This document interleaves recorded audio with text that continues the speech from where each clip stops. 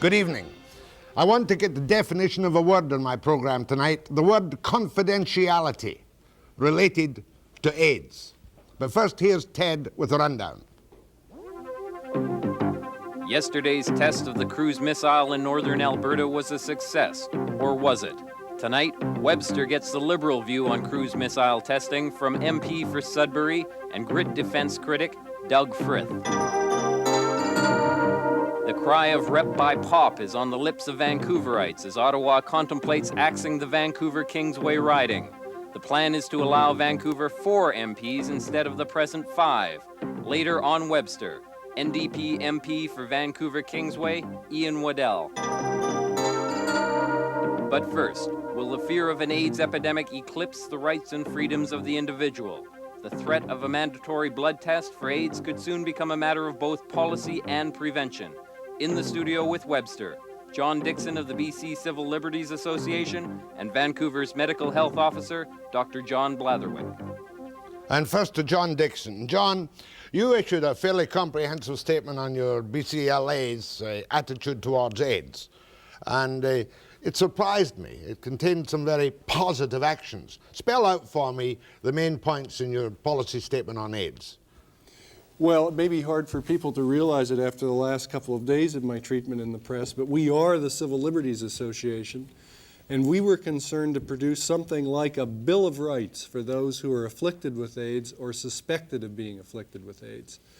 And we very quickly centered in on a principle, which is that the only restriction on the freedom of those who suffer from this disease that can even reasonably be considered by government are restrictions upon those behaviors that are directly connected with the transmission of the disease.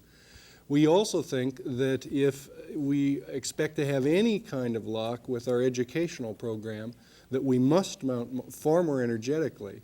We've got to get clear and make clear as a society how we intend to treat people who suffer from AIDS. Unless we're going to give them fair, supportive treatment, face them with a calm demeanor, they're not going to cooperate.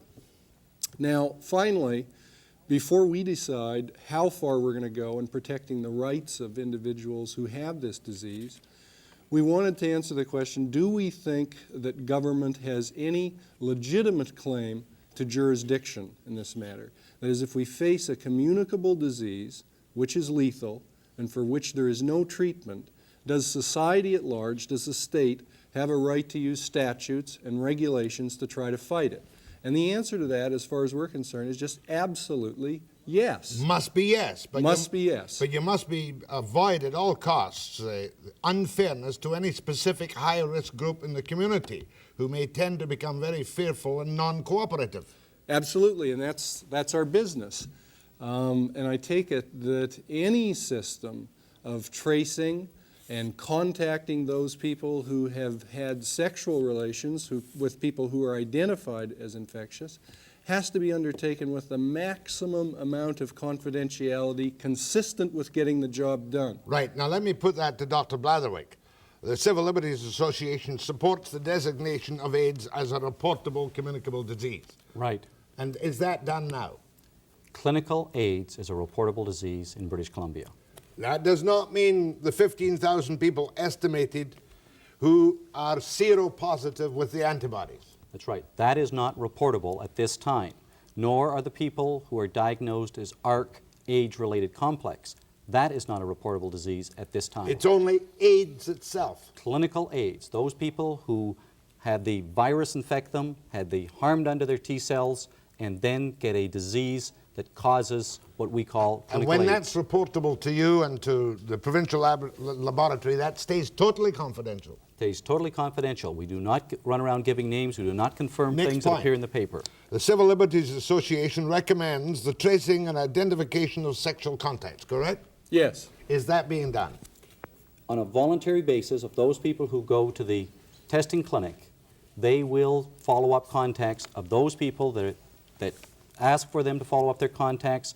If those people refuse to give their names, they do not have to give their names, and they are then asked to contact their their contacts themselves. Does that meet with your kind of broad approval, or would you like that you say recommends tracing and identification of sexual contact? Well, obviously, you can't force people to give you the names of those with whom they've had sexual contact. Even the old VD Act had no provision for any kind of punishment. People say, I won't tell you, I forget. There's absolutely nothing you can do. In other words, it's really a voluntary cooperation is all you can get in that particular circumstance. That's right, and that's why the whole testing program was set up on this voluntary basis. Was one, to protect the blood supply, which we've done; two, to get the maximum number of high-risk people into the clinics, which seems to have occurred; three, because we know there are limitations to our testing and what we can do. We could spend a lot of time doing wasteful contact tracing and do nothing for the people. Next point, and this is one at which people might have raised eyebrows. Do you not suggest that what you called sex workers, those in the commercial sale of sex, found to be infectious, got to be careful of that word, infectious, found to have seropositive AIDS, should, if necessary, be forcibly prevented from plying their trade? Well, there's no such thing as Jack would happily confirm as seropositive AIDS. But if it's the case that a person is reasonably judged to be infectious, and we could quibble about what ought to be considered a sufficient finding for that purpose, and they were making their living selling sex at the corner of Richards and Davie down in Boys Town, it seems to me that it would be just mad to say that society ought to have no statutory provision that it could turn to in order to prevent that person from continuing to engage in sexual activity as a job. Now, I've been quoted as saying that under those circumstances we would want to prevent that person from having any kind of sexual contact at all. That obviously isn't true. I mean, if they were having sexual contact with people recreationally or as part of their love life, that, it seems to me, is the kind of activity that we want to energetically provide counseling and education in connection with. Education. Let's go to this question of, I like your explanation, and you can tell me if I'm wrong.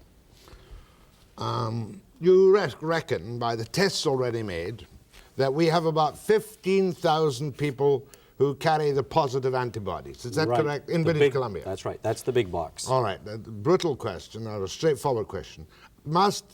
Are all these people to be treated as infected and infectious?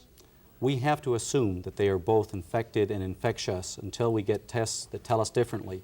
We know that right now about 30% of those people will go on to develop clinical AIDS.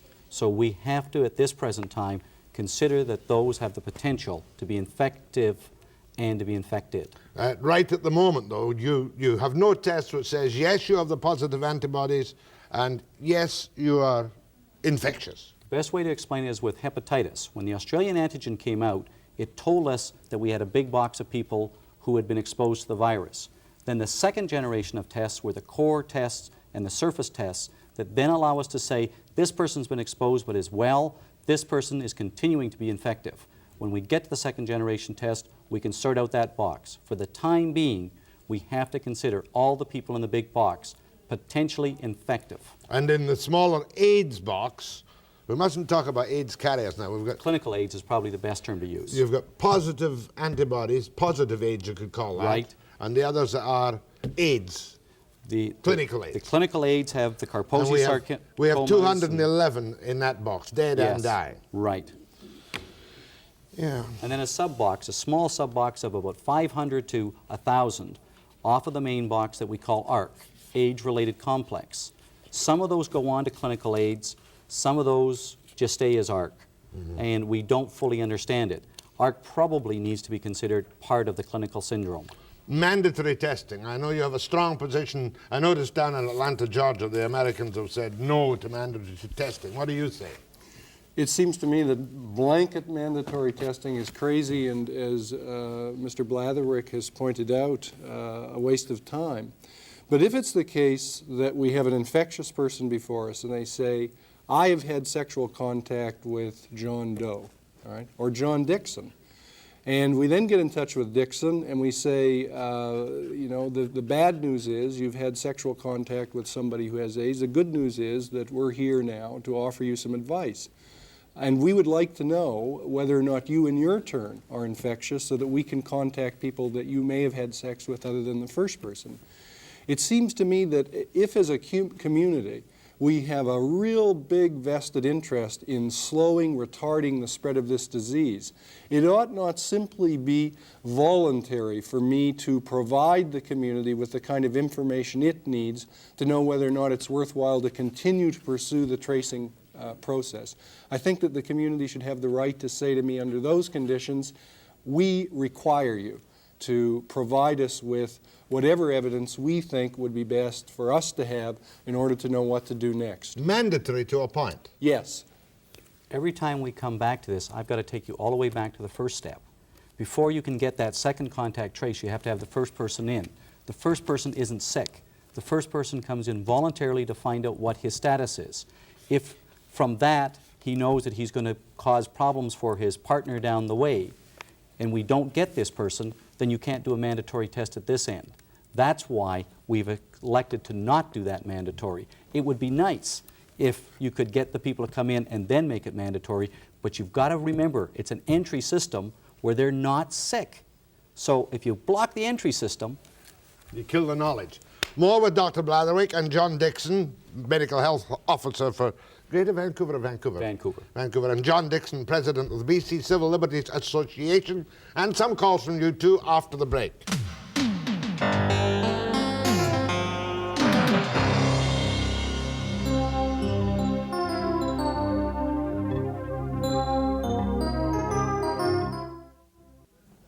I suppose, gentlemen, that compared to San Francisco and New York, we're reasonably lucky as of this moment. Is that correct? well, I feel we're well ahead of the curve. San Francisco has had 1,700 deaths. We've had little over 100. But there will come a time, surely, when the public interest, if this is to spread exponentially, as we're told, you talk about 1,000 cases in 1991, don't you? Right. Probably some in the school system within a foreseeable future. The school system, not for a while yet, because very few women are infected. Yeah, but the point I'm making is that sometime the greater good of the greater number would take over if we don't control this disease. Is that correct? That's correct. And one of the problems I have is that if we decide that it makes sense for the state to make some claim to jurisdictional authority, and then we back off because we have to recognize that people in the risk group won't cooperate, they'll be intransigent, they'll go into hiding. They will in fact present us with a kind of political fact. And the political fact is that if we try to exercise any kind of jurisdiction, they'll punish us. And they'll punish us by making it even more difficult to control the disease. Then I, along with everybody else, and I'm sure Dr. Blatherwick would agree, will back right off. But if we back off because people in the risk group present us with a political fact, a kind of pressure against reasonable exercise by the state of jurisdiction, what does the president of the Civil Liberties Association say to people on the other side of this issue who are in the community and say, listen, we're terrified of this disease. If the teacher at my school has AIDS, I'm taking my kid out. I don't care what you say about reason. I'm going to give in to fear because the people on the other side are giving in to fear. That brings me back to a question because of something Ken DeNike said the other day. I won't go over that. But if there are teachers in the system with ARC or AIDS, do you tell the school system? I don't tell anybody the names of individuals. I talk about situations. I advise the superintendent. People know who has this disease in the community. We've already discussed the person in the town. Now, you see, this is where I try to keep the lid on. It's very easy to become a trifle hysterical about this kind of thing, is it not? Very easy. Let me ask you two questions. A woman phoned me today from a small town. She went to a doctor to get a test for AIDS. He said, look, if I give you the test here and it comes back positive, the whole town will know. Right, because it goes through so many hands in that town, the laboratory, the mail, and all these. It's a small town. People know when things come from the provincial laboratory. So what she then has to do is either go to a doctor in another town or to the AIDS testing clinic in Vancouver.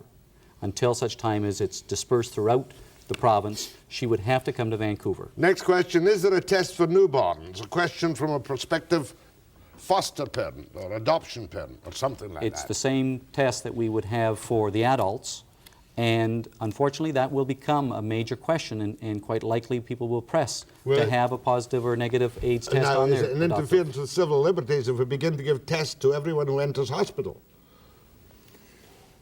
If you're going to use mandatory testing as a kind of fishing expedition generally, we would begin to have a lot of difficulties with it, because our judgment is that bureaucratically and just as a matter of de facto kind of inertia, it's absolutely impossible to test everybody, so you start focusing in on the risk community.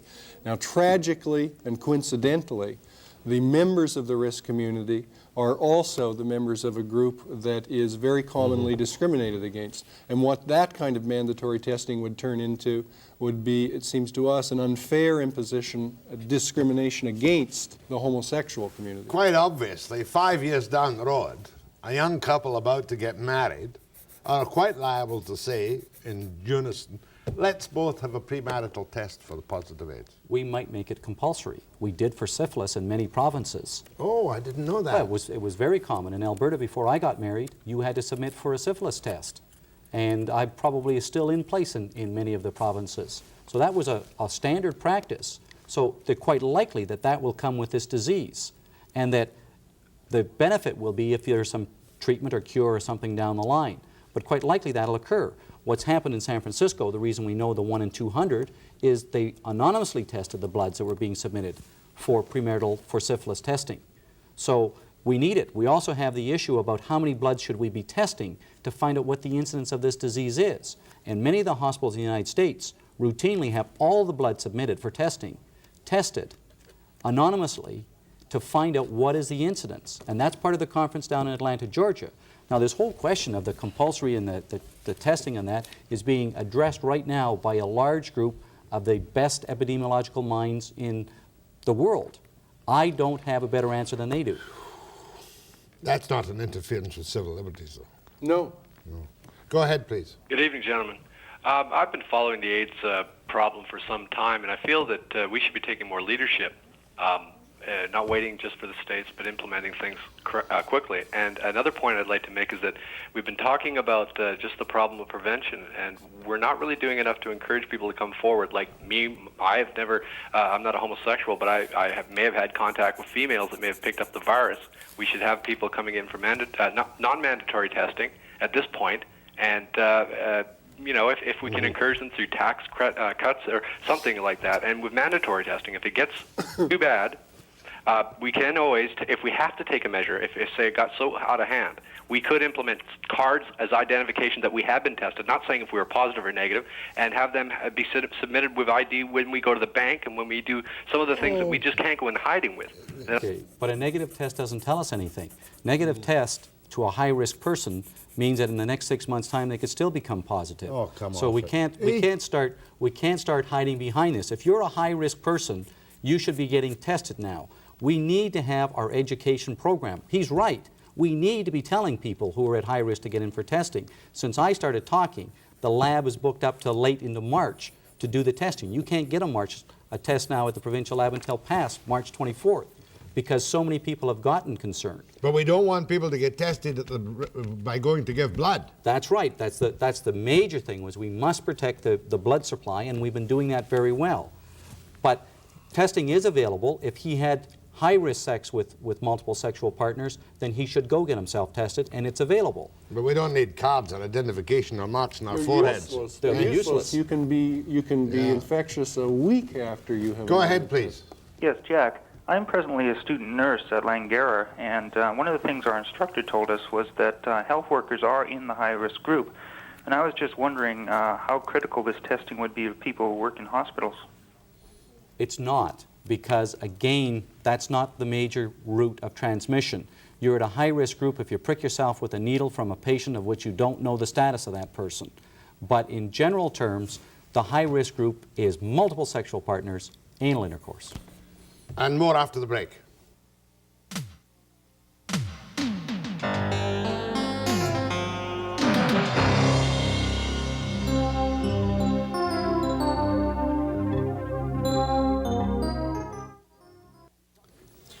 We're talking very esoterically about this and that and learning quite a lot, but we're still faced with the problem on the streets of Vancouver. Now, surely there must be some civil liberty restrictions on people whom you might know are deliberately committing commercial intercourse on the streets. There isn't, because prostitution's not illegal. Okay. Because I don't know whether the person's positive or not, because I can't prove whether the person's doing it. But we have information that there are people who are positive on the streets. While we say that there are no positive prostitutes, female prostitutes, we're not saying there are no positive male And prostitutes. you would take action against those people if they were found to be... No, it isn't the job of the Civil Liberties Association to take action against people. Attitude. Easy, Jack. Attitude. We would not defend the civil rights of somebody to sell sex if they knew they were infectious with AIDS. We think that's crazy. We really do. But I want to say something about the fearfulness in the risk community, because one of the things I said in my article, which will come out tomorrow in the Sun, is that, let me put it this way. If we expect people to come forward to be treated and to be counseled, we can't present them with circumstances that are fearful. When I look at the weapons that we have to fight cases against discrimination that is leveled against people who have AIDS in Vancouver, in BC, they are very weak. I can litigate against government if government comes down on AIDS sufferers because I can use the Charter of Rights. But if an employer, a private employer, fires somebody because they've got AIDS, or a landlord throws out a tenant, I have very weak instruments that I can use. Or an insurance company cancels a policy.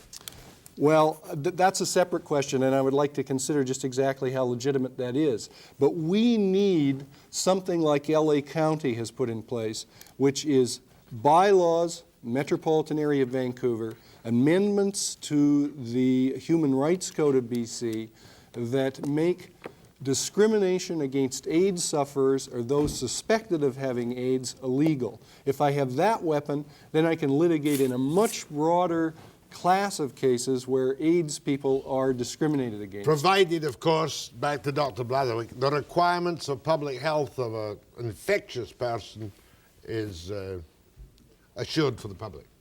That's right. The whole question has to be addressed, and I don't think we disagree on the civil rights. I get scared knowing that there are people potentially on the street. But on the other hand, if we have done our education program right, how in the world would somebody go down to Granville and pick up somebody? I see them every night in Broadway on my way home, the poor little prostitutes. You'd wonder who the hell would go to them, wouldn't you? Yes. And in this day and age, who would go to them, and especially to a male prostitute? We haven't started the education program.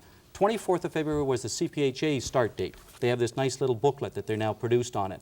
But no commercials. We haven't seen the federal commercials. Facts on aid, they're only going to spend $7 million, right? 700,000. Don't even give them that much credit. 700,000. 30 million pounds in Britain. We're spending 700,000. Well, what's the provincial government done so far here? Damn little, right? Facts on AIDS for the public, $7.95, right? Right. Get it from a bookstore. Put out by the Canadian Public Health Association. Okay. Give Mr. Dewick some credit. He has initiated this task force, and I think that that's a step in the right direction. Yes. Oh, it seems not too bad. Go ahead, please. Yes, good evening, gentlemen. I have a statement and a question for all of you. First of all, we had a crash course today on AIDS and different kinds of viruses, and it doesn't seem to me that they really went into it in depth. I really think that we should be taking initiative in AIDS because it really is going to become an epidemic in teenagers. I think you'll find. I know. I'm in high school myself, and I myself worry, and a lot of my friends, and I really think that you should be taking the initiative. A lot of my friends are worried, and a lot of people I know. Well, you say the course was neither clear nor specific. Is that right? It was nothing. It's nothing that I've already known myself. Well, that's why I've been talking about a comprehensive program built up throughout the years. But Mr. Blatherwick, when will this be coming out? This is a problem now. I think you're going to be finding that it's a major epidemic soon. Well, I think the caller's got to recognize that sexual education in the schools is a very hot political potato. And one of the problems that Dr. Blatherwick has, and one of the problems that the Civil Liberties Association has, is that the present administration in the province seems to have a kind of doctrinal resistance to the introduction of sex education. Our view, and I'm sure Dr. Blatherwick's view, is that it's time to forget about doctrinal niceties. We have to present people like you with substantial, plain talk on what you have to know in order to prevent getting this disease or giving it to other people. Go ahead, please. Yes, I'm in the high-risk group, and I've tested positive to the antibodies, and I wanted to give you my own personal opinion about the idea of mandatory testing and the possible abuses. When I decided to get tested from my experience over the VD program, I went to a doctor, gave an alias, and said I didn't have medical insurance. I paid the bill for the testing myself. I don't want my name put on file, and should it ever get to the point of people recording it or mandatory testing, I would be the first to go underground and assist anybody in any kind of way to disrupt that kind of mandatory recording. The discrimination has already started. It starts with the semantics. I do not consider myself infected. I am exposed. That's exactly my case. He's just stated You know, what I I said. mean, He wouldn't go. Infected is another word, you know, and it carries more connotations to it, and that makes people more afraid. And once they're afraid, then they don't learn more. I have a question for the caller. If it's the case that you will frustrate the efforts of those who have the responsibility for controlling the spread of the disease by going underground, that is, by, it seems to me, acting on the impulse of being fearful about the possibility of discrimination, which I agree is a problem, rather than cooperating, what do you want to offer us by way of advice when it comes turn for Dr. Blatherwick and I to argue with those in the rest of the community who want to undertake what we think are crazy measures, punitive measures, discriminatory measures against the high-risk group, and they don't want to listen to reason? Well, first of all, I think that any kind of requirements on the high-risk groups, particularly the gay community, is redundant. If you look at reports from San Francisco, the incidence of sexually transmitted diseases has dropped by over 90%. We have been educating ourselves for 5 years, and the non-gay community has been carrying on blithely ignoring it. Now they're turning to us for information. At the same time, they're using more offensive terms. People in the gay community are very conscious. They're doing a great deal to protect themselves. Safe sex has been around for 4 years. People who are dying or people who have AIDS now may have become exposed 5 or 6 years ago. And you can't change the past, but they're taking care of the situation now. John? I've been paying attention, and one of the things that is a protocol in the gay community, I take some exception to, and the protocol is that we don't have to tell one another whether we're seropositive because we've decided that we're all high risk and we'll all practice safe sex. It seems to me that if I'm going to have sex with somebody and they tell me that they're seropositive, I'm much more likely to elect safest sexual practices rather than safer. And I think this business of just saying we're all high risk, we'll all practice safe sex, doesn't bring the issue of protective measures, contraceptive measures to the front of everybody's mind the way it would if people felt they were under a real obligation to say up front, look, I'm seropositive.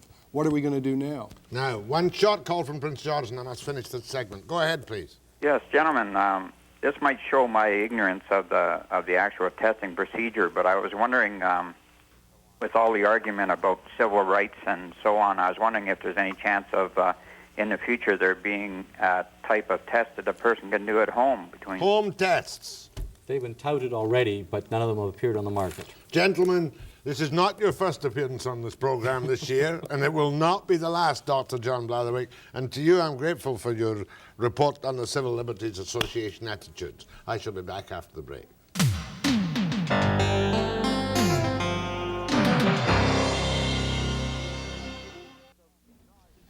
One of the men who made most of the noise on the front bench of the Liberal Party in Ottawa during the primary outbreak of Conservative scandals is Doug Frith. A terrible name there. I wish he'd Good Scottish name. I wish he'd change it to Frith. And you're the chairman of the National Liberal Caucus.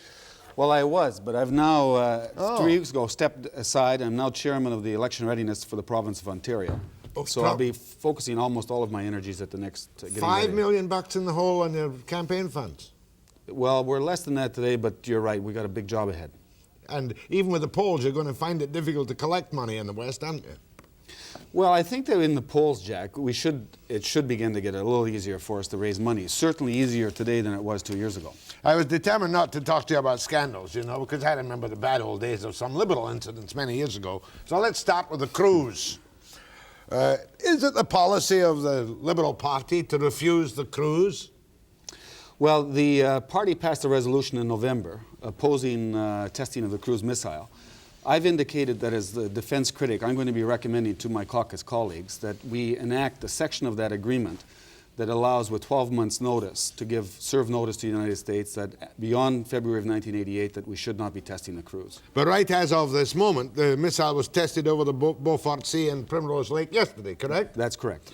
And did I not hear today that there's going to be an automatic renewal of the cruise missile deal for 5 years? Yes, this is what Joe Clark has indicated, that they're going to renew the contract for the further 5 years. My feeling is that we should, as a country, make it very clear to the United States that we're opposed to the fact that they are now breaking the SALT II limits that were established, and also our opposition that, in terms of the United States' broader interpretation of the ABM Treaty to foster Star Wars research and development. I think it's very important that within the framework of our alliances, like NORAD and in NATO, that we maintain strong commitments to those alliances, but resume our non-nuclear role that we've traditionally had. Sounds a little bit mealy-mouthed, doesn't it? Well, I think that, frankly, look, the Liberal Party back in '83 were the ones who signed the original agreement, but it also allowed us, with 12 months' notice, to break that agreement, and I think that circumstances have changed. Let's turn to another aspect of defence. The location of a site, a factory for Oerlikon, the international arms dealers. Now, you were greatly involved in that. Yes. Was that a necessary contract at all? Was that contract, first of all, committed to us by the Liberals? Yes, it was.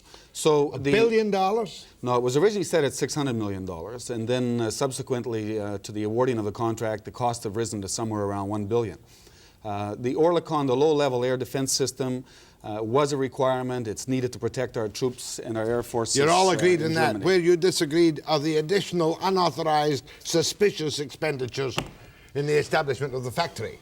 Correct. That's one area where we have a disagreement. I think there's a lot of questions that have to be answered about the fact that people who worked for the Department of Defense, who recommended that Oerlikon receive the contract, then went to work for Oerlikon. There's a lot of questions that remain to be answered. I mean, it seems ridiculous, no matter the level of a senior official in the Defense Department, they shouldn't go work American style for big contractors. Well, I think that the public's faith in the system is ruined when you find 4 individuals who are involved in recommending Oerlikon win the contract, then go to work for Oerlikon. You just cannot sell that. Mind you, Mulroney did act very well indeed. As soon as he found out about it, he said, odious, unacceptable, you're out, he said to the Cabinet Minister Bissonnette. Even the Liberals wouldn't have done it any better, would they? Well, I give him credit. Look, I'm not arguing that he moved swiftly compared to other scandals. I would have preferred a public inquiry because, as you know, the RCMP can only comment on criminal wrongdoing. But there's more to the criminal wrongdoing in this Oerlikon affair than meets the eye. The larger issue has to be the way in which this government goes about doing business. That's what's been so damaging to the Mulroney government. Yeah, but he did call in the RCMP, and surely the ethical matters will certainly be made perfectly blatant by any court proceedings which take place on charges, on trials. Well, the thing is, though, once you call in an RCMP investigation, there's no requirement that all of their facts be made public. And secondly, as you know, as soon as they lay charges, if you're a good lawyer representing somebody else, that's correct. Yeah, no talk about it in the House of Commons even once the charges are laid. Exactly. But you've got lots of other things to talk about over the Conservatives, have you not? Yeah, these days it would appear that the Conservatives have given us more than we can handle. Now, Oerlikon affair. That's calmed off now. We won't hear much more about that in the House, will we? No, because I think... Or any of the other scandals. How many? 7 ministers have gone now? 7 ministers, right. No, I think on the Oerlikon, what remains to be seen are whether or not criminal charges will be laid. Once that happens, I don't think that there will be any questions allowed on the floor of the House. The one other case that is coming before the courts is the Member of Parliament from Quebec that has been charged with 50 counts of kickback. That may be... I think there's a two-edged sword in effect. I've done a lot of open line shows across the country, Jack. And I admit that Mulroney is going to accept the majority of the blame, and he should, for the moral authority that's being eroded here. But there's a tendency by all people to say a plague on all your houses. I did it the other day with Bob Kaplan, and all the calls I got in were totally cynical and didn't regard even Liberals as knights in shining armour. No, and I listen That's carefully. the big danger, isn't it? Sure, and it's two-edged, and there's going to be a long time restoring the public's faith in the system. Anyway, free vote and capital punishment. You'll vote against it. Myself personally? Yeah. No, not likely, Jack. Hey, I'm going to be one of the few You're going Liberals. to vote for capital punishment? That's correct. Move back to the Dark Ages. Well, what I'm going to be asked, we're asked to, there's 2 stages to the vote. whether or not in principle. That's correct. And I think that we should go back to the old system, which is if you kill a police officer or a prison guard, that you should pay the ultimate penalty. How about serial killers? Well, it depends on their sanity, doesn't it? It's going to come back. That's going to be the question that has to be answered by the committee that studies the bill. Well, he is a representative front bench defense critic of the party which is at an all-time high in the polls, 44%. But the party leader, who is at an all-time high and leading the pack, is not John Turner, it's Broadbent. Questions to Doug Frith about whatever after the break.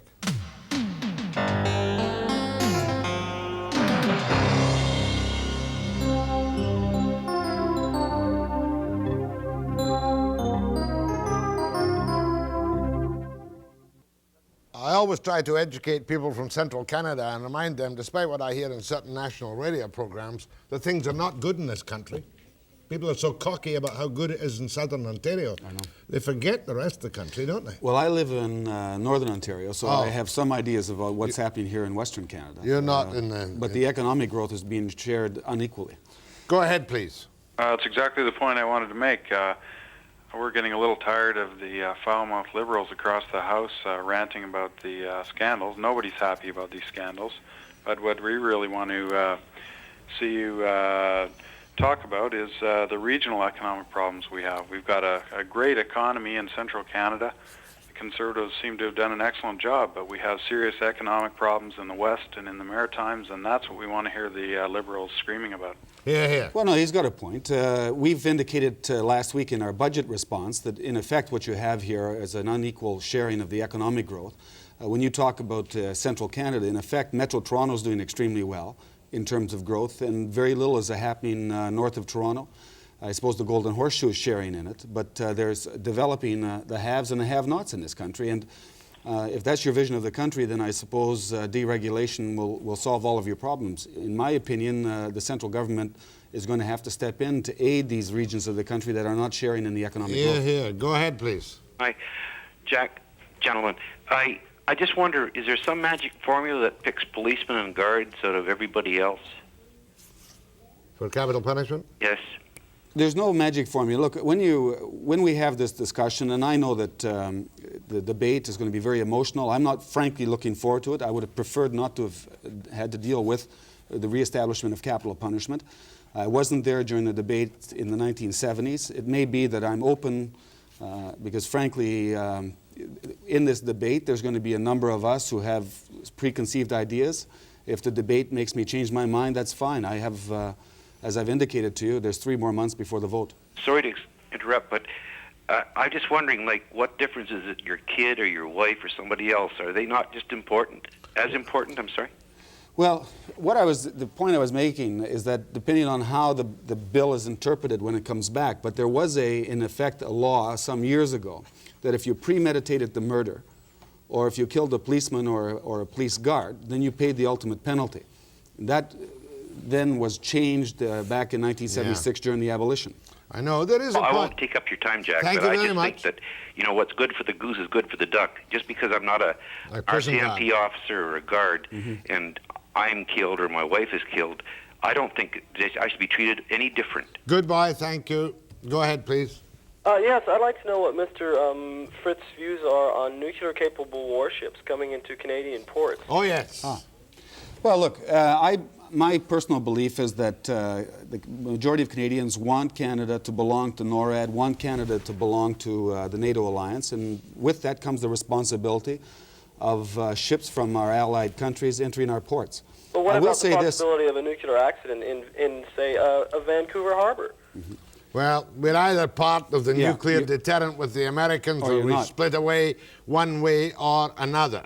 But Canada does have a responsibility to be a leader in a nuclear-free country, but the Liberals ain't going to go for that, are they? No.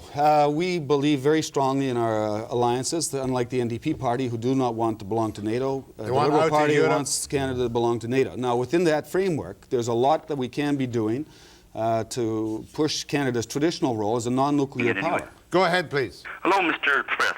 Hi. I would like to ask you, do you believe the Soviet Union has broken the limits on the SALT II treaty? And if they have, why shouldn't we follow suit? Well, there is some evidence, it's come out in evidence before the congressional testimony in the United States, that there is one incident where they have broken the SALT II agreement. There are also several cases to prove that the United States, with the introduction of the air-launched cruise missiles in November of last year, are now in violation of the SALT II limits. However, having said that, it seems to me that what Canadians should be doing is pushing the superpowers to an arms control agreement, because that's the biggest danger that we have as Canadians. The next war, we're going to be smack in the middle of the argument between the Soviets and the Americans. Certainly Lewis seems to push the Americans quite a bit down in the United Nations, didn't he? Yes. Go ahead, please. Yes, gentlemen. I've been hearing this last little phrase you've been talking about as far as the states splitting this treaty. When you're using this so-called missile across Canada, you're showing the Russians that, in part, we are thinking of having this cruise missile as a defense weapon towards the Russians. Mm-hmm. And the other thing that I want to bring up to Mr. Frith is that him and his opposition party should be going after Joe Clark and saying, look at Joe, you know, it's one thing we have to deal with the states for other problems. And when we have to start showing Russia that we're doing this kind of situation, they're not going to be very happy with it, and you're going to be in big, big trouble. The other question is to Uncle Jack over here, is that, Jack, you're going to have Joe Clark on here, and he's going to have to really put it out point blank what in the tarnation he's doing. Okay, dokie. Well, I think all what we should be doing as Canadians is making sure that we're not part of introduction of any weapon system that destabilizes the strategic balance. And it seems to me that the danger we're going to have is this second-generation cruise missile, in effect with the stealth technology, is going to destabilize the strategic balance. And I think that we should be doing all we can as a Canadian government, opposed to the Star Wars and opposed to the second-generation technology. Last call from Abbotsford. Go ahead, please. Yes. I was wondering, if you don't want the cruise missile used in Canada, tested, what does the Liberal Party see as an alternative? Like, we obviously are not spending enough on defense, and we have to spend more, but we're not willing to, and the Americans are really protecting us with this. So how are you going to counteract if we say, okay, no more cruise missiles? Well, I think what we should be doing is asking the United States and the Soviet Union to speed up arms control talks. I mean, within our framework of our alliance to NATO and to NORAD, we still can play a very strong role in getting an arms control agreement signed between the two superpowers. That's, to me, where we should be putting more of our emphasis. And in addition, working with our Nordic neighbors in those alliances to affect a nuclear-free weaponry zone north of 60. Listen, I'm pleasantly surprised by the interested response in the defense issues. Yes. So I'd kind of lost track of them. My thanks to Doug Frith, who is the defense critic for the Liberals, having a high old time during question period in the House of Commons. Watch it start again next week. Next week, next Monday. Back to question period next week. And I'll be back with Ian Waddell, forgive me, Ian Waddell, after the break.